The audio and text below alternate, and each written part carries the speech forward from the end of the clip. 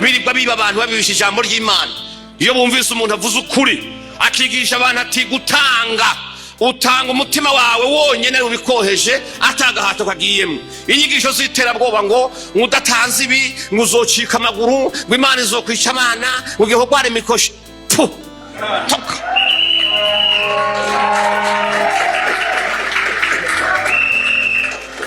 Wani waje kurangura utampaye iki ntuzokunguka, ndiko ndabona ubwato buguye muri Tanganyika ikone neza vuga uti tetwa.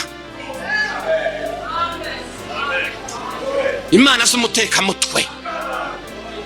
Wapi? Utanga ushatse. Terabwoba ngo uzogira ingorane ziki.